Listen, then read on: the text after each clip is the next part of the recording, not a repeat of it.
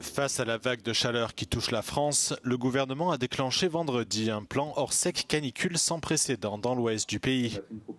Selon la porte-parole du gouvernement Maude Bréjon, l'objectif de ce plan est de tenir compte des enseignements tirés des récentes vagues de chaleur.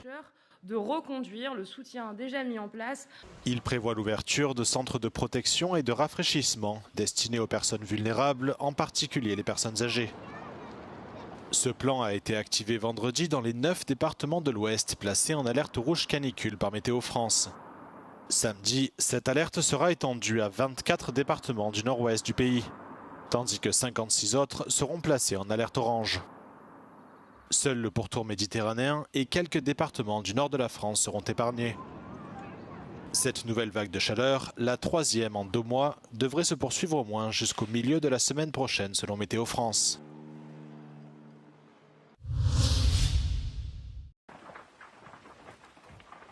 Un bilan terrible qui ne cesse d'augmenter. Au moins 12 personnes ont perdu la vie et 19 autres sont portées disparues depuis le déclenchement d'un feu de forêt jeudi en fin de journée à Los Galardos, près d'Almería, en Andalousie. Selon les premières investigations, une partie des victimes aurait été piégée par les flammes en tentant de fuir en voiture. Les 7 autres auraient tenté de quitter la zone à pied. Dans la zone touchée, les routes ont été fermées et les habitants évacués dans un centre culturel. Près de 150 secouristes, appuyés par 5 camions de pompiers, luttent toujours pour contenir les flammes. Depuis le début de cette nouvelle vague de chaleur, plusieurs zones d'Andalousie ont été placées en alerte orange au cours de ces derniers jours. Fin mai, Madrid a annoncé déployer durant l'été le plus important dispositif jamais mobilisé contre les incendies.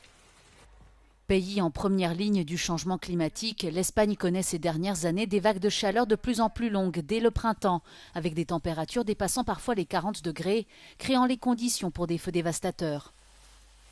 En 2025, plus de 393 000 hectares ont été ravagés par les flammes selon le système européen d'information sur les incendies de forêt, soit les pires feux de l'histoire récente du pays.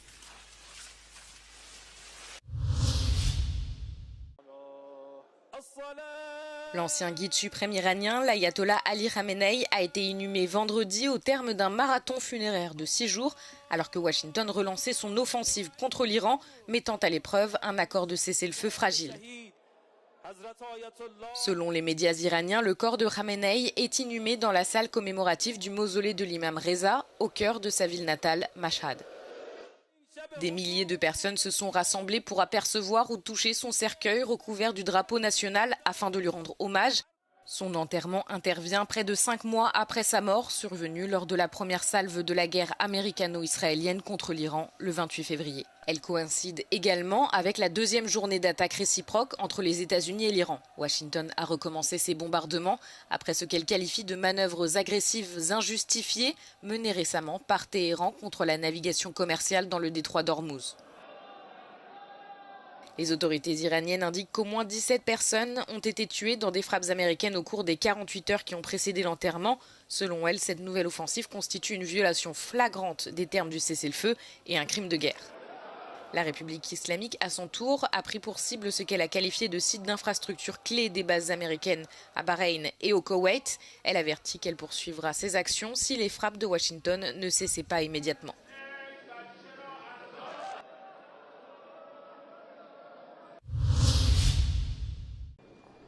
L'Europe a besoin d'un actif sûr pour inciter le reste du monde à prêter de l'argent à la zone euro.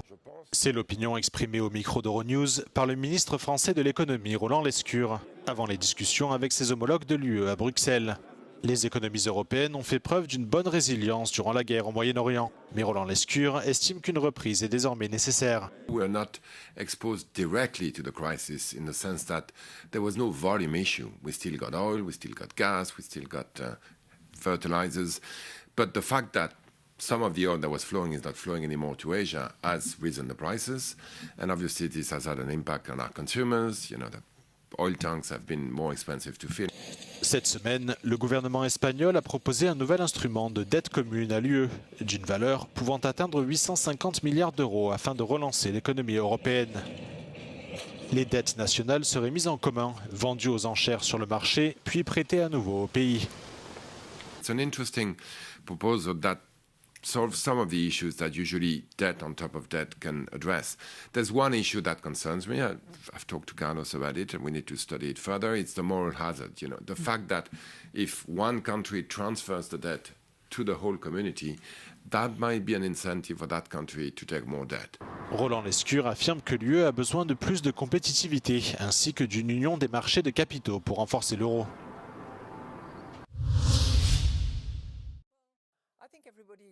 La présidente de la Banque centrale européenne, Christine Lagarde, déclare à Euronews lors d'une interview exclusive qu'elle n'est pas candidate aux prochaines élections françaises. L'ancienne ministre de l'économie de Nicolas Sarkozy a été la première femme à diriger une économie du G7 et à guider la France pendant la crise financière de 2008. La semaine dernière, Christine Lagarde déclarait aux médias français qu'une voix européenne forte devait se faire entendre lors de ces élections et n'excluait pas de quitter la BCE avant octobre 2027. La présidente de la BCE déclare à Euronews que bien qu'elle ne soit pas candidate, elle continuerait à défendre les idéaux européens. I'm not a candidate for anything, but I'm very keen that Europe is protected, that Europe is the framework within which member states operate, including France.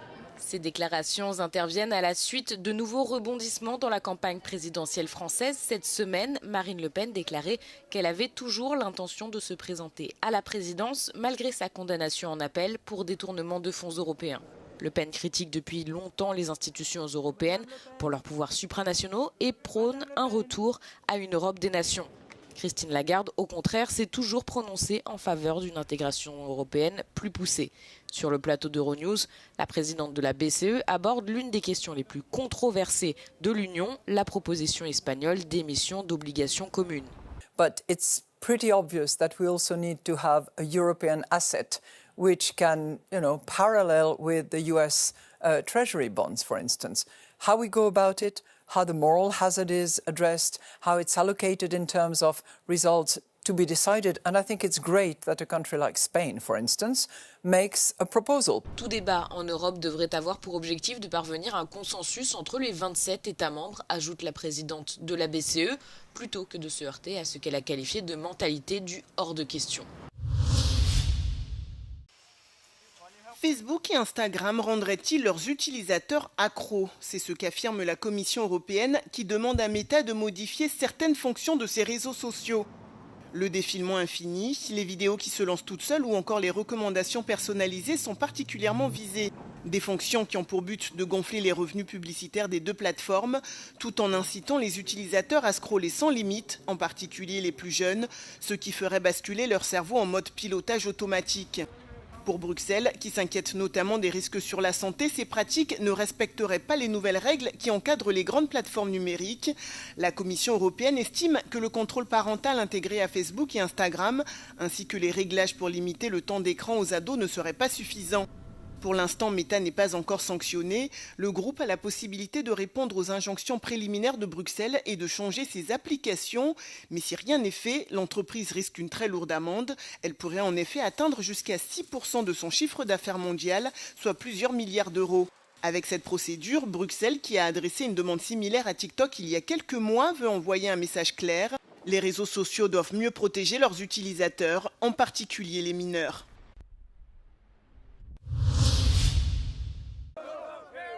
Pour la deuxième Coupe du Monde consécutive, le Maroc est éliminé par la France sur le score de 2-0.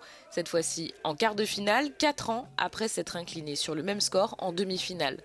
La défense bien organisée du Maroc a tenu bon en première mi-temps, le score restant bloqué à 0-0. À la 60e minute, le capitaine des Bleus, Kylian Mbappé, a ouvert le score, inscrivant son 8e but du tournoi et son 20e en Coupe du Monde.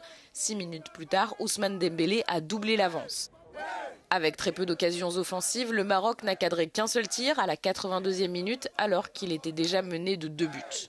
I pretty much liked everything, but my favorite was the Dembele score. And the thing I didn't like, nothing. Oh, actually, yeah, when Bono saved the penalty. But Bono is awesome, so I'll give him that, even though I'm French. I love the Moroccan team too, so. We had high hopes for Morocco. We really did. Today's a sad day for a lot of people. But Dima Maghreb. Dima Maghreb. Grâce à cette victoire, la France se qualifie pour sa 3e demi-finale consécutive de Coupe du Monde. Mardi prochain, elle affrontera le vainqueur du quart de finale entre l'Espagne et la Belgique, qui aura lieu ce vendredi.